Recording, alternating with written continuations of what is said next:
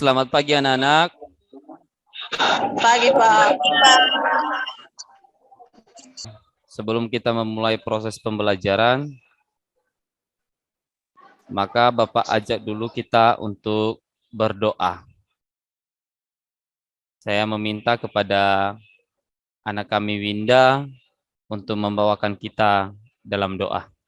Baik teman-teman semua dan Bapak Guru, mari kita berdoa sesuai dengan agama dan kepercayaan kita masing-masing. Berdoa dimulai. Berdoa selesai. Baik, terima kasih saya ucapkan kepada anak kami Winda yang telah membawakan kita dalam doa sebelum mulai proses pembelajaran ini. Selanjutnya, sebelum kita memulai materi, Bapak absen dulu. Yang pertama Aldi. Oke. Baik, hari ini kita bersyukur dulu semua hadir pada pembelajaran hari ini. Kemudian minggu lalu kita sudah mempelajari tentang masalah ekonomi. Di antara peserta didik masih ada yang mengingat dengan materi itu? Ya, silakan dihidupkan speakernya. Materi minggu sebelumnya itu mengenai masalah ekonomi, yaitu dengan sumber daya alam, sumber daya manusia, sumber daya dan sumber daya.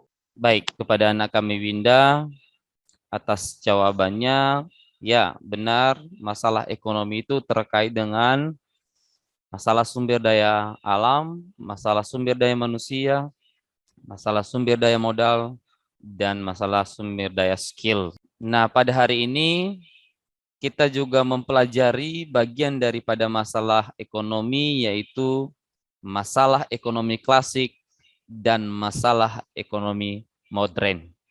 Itulah pokok-pokok materi yang akan kita bahas pada hari ini. Selanjutnya, adapun yang merupakan kompetensi dasar dari materi ini, yang pertama adalah menganalisis masalah ekonomi dalam sistem ekonomi. Kemudian menjadi indikatornya adalah mengidentifikasi masalah atau permasalahan ekonomi, baik ekonomi klasik maupun ekonomi modern. Selanjutnya, adapun tujuan pembelajaran kita hari ini, yaitu yang pertama, setelah mengikuti proses pembelajaran dengan menggunakan model pembelajaran problem based learning atau disingkat dia PBL, maka peserta didik kami diharapkan dapat mengidentifikasi masalah pokok ekonomi klasik dan ekonomi modern. Selanjutnya, setelah menyimak video, maka siswa kami atau peserta didik kami diharapkan dapat menggali masalah ekonomi dan cara mengatasinya dengan baik. Nah, itulah yang merupakan tujuan pembelajaran kita pada hari ini. Dan selanjutnya saya akan menampilkan sebuah video yang terkait dengan pembelajaran kita hari ini, dan saya harapkan siswa kami dapat menyimak video ini dengan baik. Pemirsa, kelangkaan minyak goreng murah di sejumlah daerah hingga saat ini masih terus terjadi.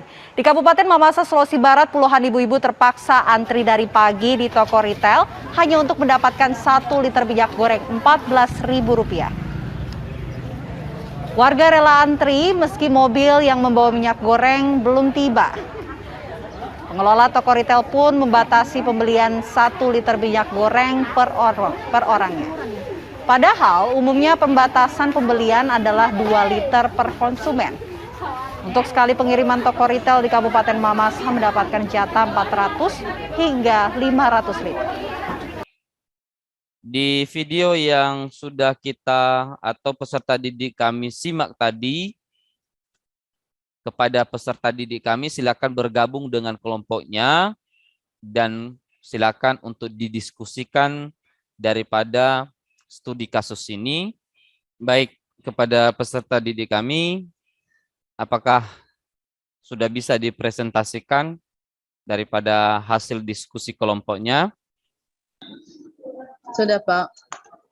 Silakan kelompok 1 bagaimana atau apa hasil diskusinya dalam menanggapi tentang video tadi dan terkait dengan pertanyaan nomor 1. Silakan saya berikan kesempatan kepada kelompok 1.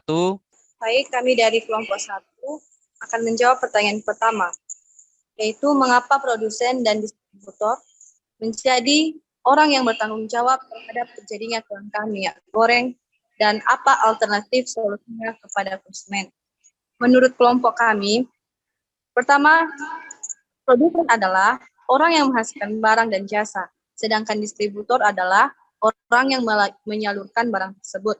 Maka kaitannya dalam kelangkaan minyak goreng adalah banyaknya para produsen minyak goreng menjual minyak di luar negeri dikarenakan harga yang menjanjikan, maka akibatnya kebutuhan di dalam negeri berkurang. Juga para distributor menjadi terkait dalam kelangkaan minyak goreng disebabkan karena mereka menjadi mafia minyak tersebut dan menimbun banyak minyak goreng, lalu pada saat terjadinya kelangkaan, maka barulah mereka menjual minyak goreng tersebut dengan harga yang tinggi. Dengan demikian, alternatif solusi bagi konsumen adalah masyarakat menggunakan margarin sebagai bahan pengganti sementara yang sama juga terbuat dari minyak nabati, minyak kelapa, minyak bumi matahari, dan lain-lain. Demikian dari kelompok kami. Baik, terima kasih kepada kelompok 1 yang telah menampilkan daripada hasil diskusinya. Selain daripada jawaban tadi temanmu, barangkali ada yang ditambahkan. Kami dari kelompok 2 ingin menambahkan penjelasan dari kelompok. Ya, silakan. Baik, kami dari kelompok 2 akan mencoba menambahkan jawaban dari kelompok 1. Sebenarnya jawaban dari kelompok 1 sudah sangat jelas. Jadi di sini kami akan menambahkan hal-hal kecil saja. Jadi terkait pernyataan, menurut dari kelompok kami, seperti yang kita ketahui, kelangkaan ini terjadi tidak jauh-jauh juga berhubungan dengan produsen dan distributor, di mana hal ini terjadi apabila produksi dari minyak goreng itu semakin mengecil, tentu saja kelangkaan minyak goreng itu akan terjadi. Kemudian, banyaknya penyelewengan yang terjadi pada proses pendistribusian juga menjadi sebab mengapa kelangkaan minyak goreng terjadi di negara kita. Selain itu, banyak juga penimbunan minyak goreng yang dilakukan oleh pihak-pihak tertentu atau pihak-pihak ilegal dapat juga menjadi penyebab dan hal tersebut terkait dengan proses distributor yang dilakukan oleh pendistribusian. Kemudian untuk alternatif solusi kelangkaan minyak goreng ini, kelompok kami sudah membicarakan atau mendiskusikan, yaitu alternatif yang dapat dilakukan adalah dengan adanya subsidi minyak curah yang dilakukan oleh pemerintah yang diharapkan dapat mengurangi kelangkaan dari minyak goreng tersebut. Baik, terima kasih kepada anak kami yang mewakili dari kelompok 2 terkait dengan mengapa produsen dan distributor menjadi orang yang dimintai pertanggungjawab atau orang yang terkait, dan juga menambahkan jawaban dari temannya tadi sangat luar biasa. Nah, mari kita simak materi hari ini terkait pembahasan daripada masalah ekonomi atau masalah pokok ekonomi tersebut. Yang pertama produksi, kemudian distribusi. Selanjutnya ada namanya masalah ekonomi modern. Nah, di masalah ekonomi modern itu seperti yang disampaikan temanmu tadi adalah barang apa yang diproduksi. Siapa barang-barang tersebut diproduksi? Nah, gitu. Nah, untuk ini dulu apakah siswa kami bisa mengerti dengan apa yang Bapak sampaikan? Bisa, Oke, baik, terima kasih. Dari kelompok 1 yang bisa menanggapi daripada pertanyaan di LKPD itu? Ya, Pak. Oh, Aldi. Silakan Aldi. Mawar, silakan Mawar. Baik, kalau ada dari temannya dari kelompok 2 silakan lagi kalau ada yang menanggapi. Begitu juga dengan kelompok 3 silakan, atau kelompok 1 juga silakan. Jenny, sekarang kami berikan kesempatan kepada anak kami Winda, silakan. Tambahan, Pak. Eh, soal pertanyaan, menurut pendapat kelompokmu, mengapa produksi, distribusi, dan konsumsi itu disebut sebagai masalah ekonomi? Kalau menurut kami, Pak, produksi, distribusi, dan konsumsi itu disebut masalah ekonomi dikarenakan segala sumber penghasil, penyalur, ataupun pengonsumsi ditangani oleh ketiga faktor tersebut, terlebih-lebih produksi yang menghasilkan barang tersebut. Demikian, terima kasih. Dari pertanyaan atau LKPD yang Bapak bagikan di masing-masing grup, tadi ada 3 itu terkait dengan masalah ekonomi, kemudian faktor-faktor yang mempertimbangkan daripada penyaluran atau distribusi, kemudian apa yang merupakan masalah ketika produksi, distribusi itu dan konsumsi itu disebut sebagai masalah ekonomi. Baik, terima kasih kepada anak-anak kami semua dari kelompok 1, kelompok 2 dan kelompok 3 yang memberikan tanggapan dan juga penjelasannya terkait dengan masalah ekonomi ini. Nah, di sini Bapak simpulkan bahwa masalah ekonomi itu adalah terbatasnya sumber daya dibandingkan dengan kebutuhan manusia yang bermacam-macam dan tidak terkendali.